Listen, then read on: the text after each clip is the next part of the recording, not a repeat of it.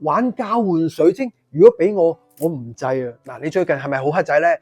玩乜都輸錢啊！老細咧就好似就嚟俾佢炒咯喎。好啦，小人又多，係咁俾佢督背脊，周身都唔聚財。嗱，出現咩問題咧？你可以上嚟 Peter Sir免費幫你做一個占卜，睇一個問題出現喺邊度，但係記得預約先。嗱，大家有冇諗過交換水晶同唔同交換能量咧？大家有冇試過啊？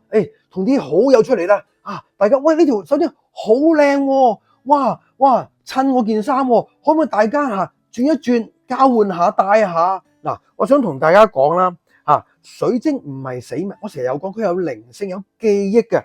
好啦，佢亦都有感應力嘅。如果有啲人愛嚟咧去做呢個療愈即係幫佢呢個心情或者係一啲唔開心好啦，你如果借咗佢戴，咁你咪將佢傳輸咗俾你咯。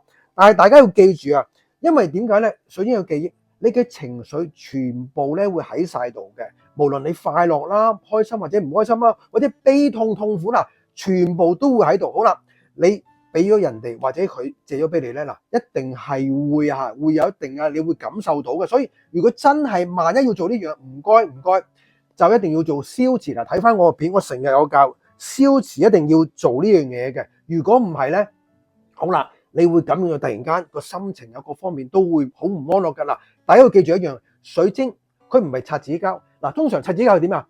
我只係嚟，我擦一個字好啦，乾淨咗但係水晶佢係記憶晒所有嘅能量，你嘅情緒開心或者唔開心。所以大家要記住，如果真係要做，唔該消磁淨化咗先。